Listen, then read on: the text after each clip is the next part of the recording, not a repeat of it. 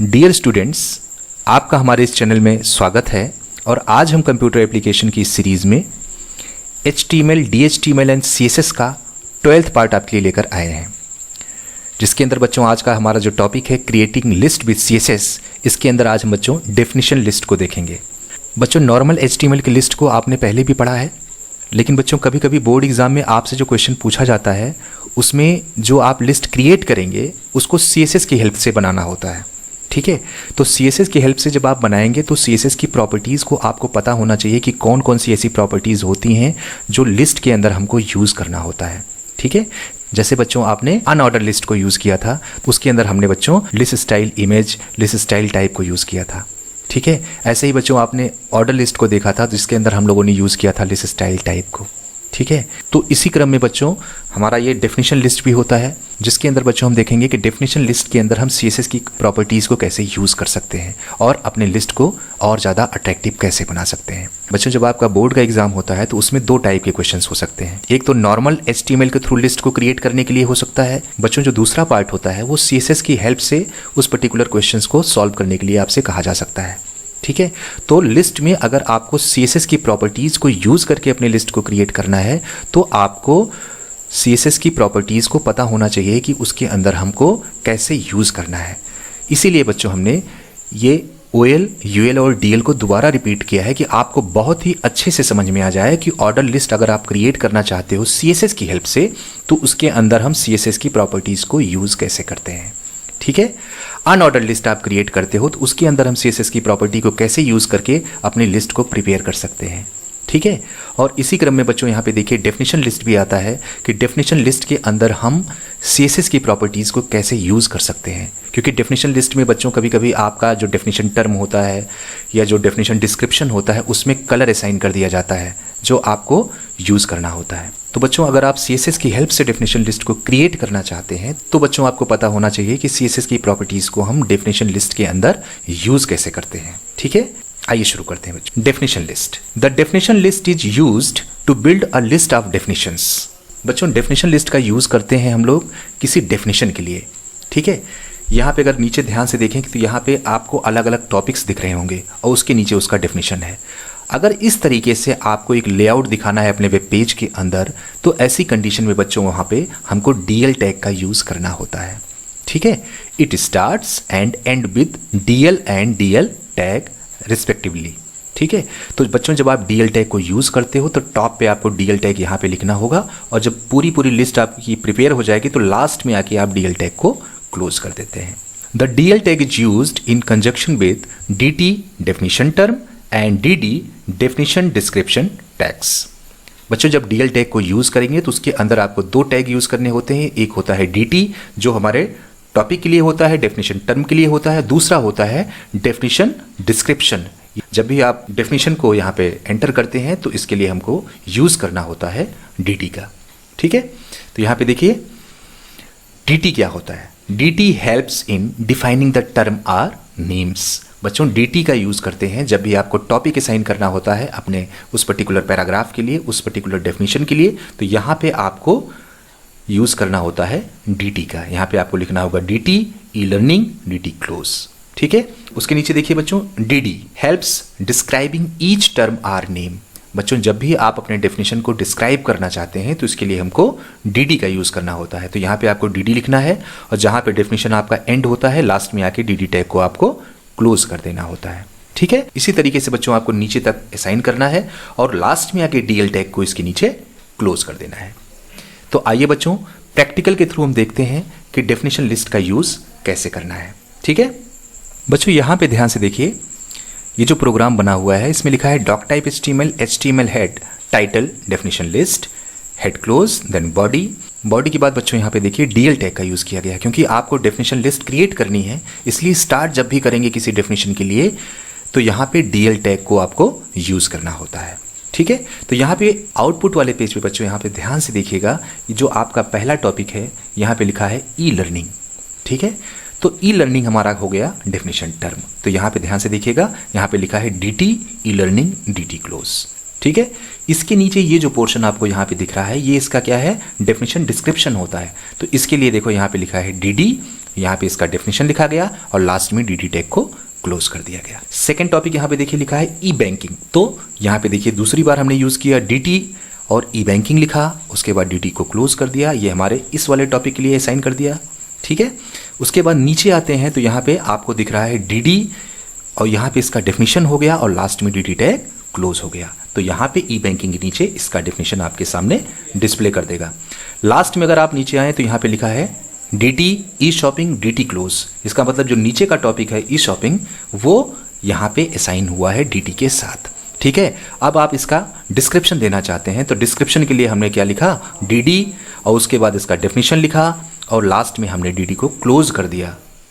और D close होने के बाद बच्चों यहाँ पे जो डीएल आपने ओपन किया है वो लास्ट में आके डीएल टैग को क्लोज कर दिया जाता है, जिससे आपका ये जो लिस्ट है ये प्रिपेयर हो जाएगा, ठीक है। एग्जाम्पल को आप ध्यान से देखिए। यहाँ पे इस वाले पेज में आपको आउटपुट दिख रहा है। आउटपुट में ध्यान से देखिएगा, यहाँ पे लिखा है डेफिनेशंस और बच्चों डेफिनेशंस का जो कलर है वो रेड रखा गया है, ठीक है। और नीचे आते हैं तो यहाँ पे ई लर्निंग, ई बैंकिंग, ई शॉपिंग, ये हमारे डेफिनेशन टर्म है, टॉपिक है हमारे बच्चों। इसका कलर हमने ब्लू रखा है, ठीक है। और यहाँ पे इस साइड में अगर आप ध्यान से देखें तो यहाँ पे जो डेफिनेशंस आपको दिख रहे हैं इसका कलर रखा गया है ग्रीन, ठीक है। अगर आपको इस फॉर्मेट में अपने प्रोग्राम को डिज़ाइन करना है तो देखिए कैसे हम बनाएंगे। यहाँ पे देखिए ध्यान से, doc type HTML, head, title, definition list, title close, style. यहाँ पे बच्चों मैंने यूज़ किया DT, ठीक है, क्योंकि इसका जो कलर है बच्चों हमको ब्लू रखना है, इसलिए मैंने यहाँ पे कलर की प्रॉपर्टी यूज़ किया है। तो देखिए DT के अंदर मैंने कर्ली ब्रैकेट को यूज़ किया और यहाँ पे लिखा कलर ब्लू और फॉन्ट साइज बच्चों इसका मैंने रखा है लार्ज, ठीक है।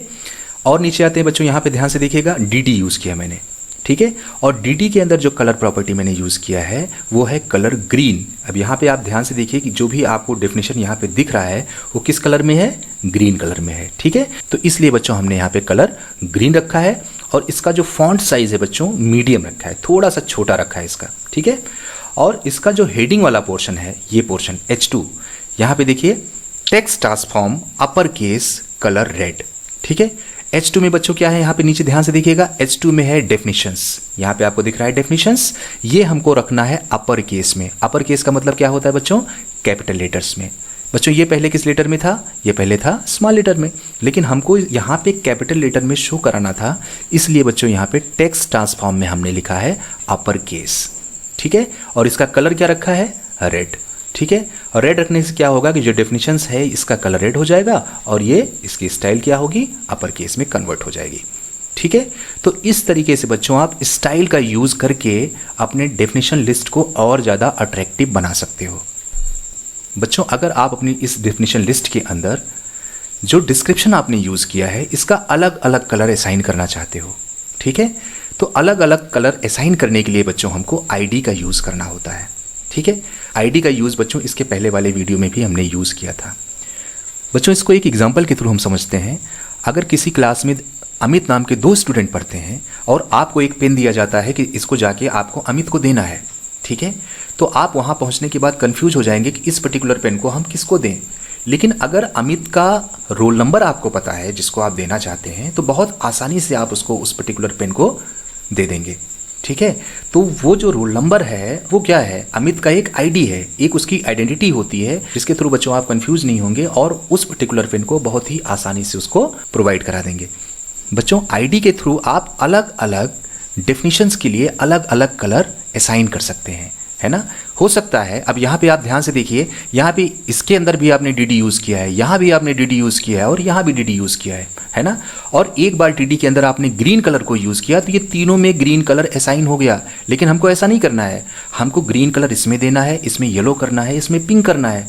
तो बच्चों ऐसी कंडीशन में इन तीनों के लिए हमको ID डिफाइन करना होगा, ठीक है। तो आइए इसको हम एग्जाम्पल के थ्रू समझते हैं। बच्चों इस एग्जाम्पल को ध्यान से देखिए, स्टाइल के नीचे यहाँ पे लिखा है DT और DT के अंदर बच्चों हमने कलर ब्लू रखा है, फॉन्ट साइज लार्ज रखा है, ठीक है।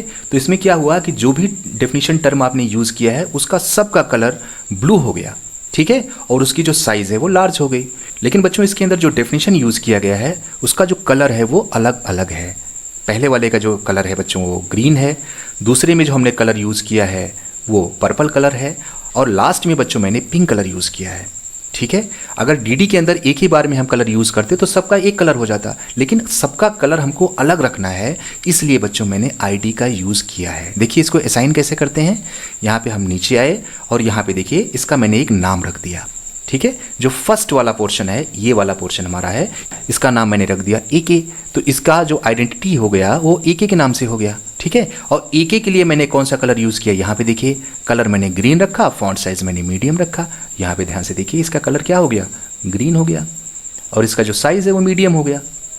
ऐसे ही और नीचे आए, यहाँ पे ध्यान से देखिएगा, यहाँ पे दूसरे वाले पोर्शन के लिए यहाँ पे देखिए मैंने रखा है HJ, ई बैंकिंग के लिए।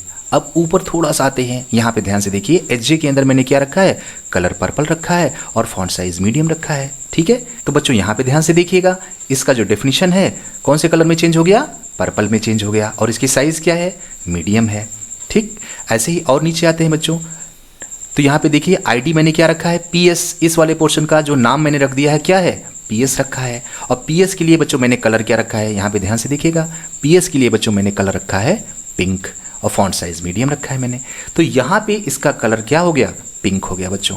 तो बच्चों आईडी का यूज़ करके अगर कोई सेम टैग है, आप चाहते हो कि वो अलग अलग कलर्स में, अलग अलग साइज में, अलग अलग स्टाइल में डिस्प्ले हो जाए हमारी स्क्रीन पे, तो उसका एक आईडी असाइन करना होता है हमें, ठीक है। तो इस तरीके से बच्चों मैंने असाइन किया है और इसका इफेक्ट आपको अपनी स्क्रीन के ऊपर डिस्प्ले हो रहा है, ठीक है। तो बच्चों आशा करता हूँ कि ये वीडियो लेक्चर आपको बहुत अच्छे से समझ में आया होगा कि आईडी का यूज़ करके आप अपने सेम टैग के अंदर अलग अलग स्टाइल को कैसे अप्लाई कर सकते हैं, ठीक है। तो इस तरीके से बच्चों हमारा HTML, DHTML एंड CSS का ये लास्ट हमारा टॉपिक यहाँ पे आज बच्चों ये फिनिश होता है, ठीक है। बच्चों ये आज का आपका होम असाइनमेंट है, जिसमें फर्स्ट क्वेश्चन आपका है what is the use of definition list. Definition list का यूज़ क्या होता है ये आपको राइट करना है। सेकंड क्वेश्चन है write the HTML code to generate the following output. ये बच्चों एक डेफिनेशन लिस्ट का एक छोटा सा प्रोग्राम है, इसको आपको डिज़ाइन करना है, इसके लिए कोडिंग करनी है, ठीक है।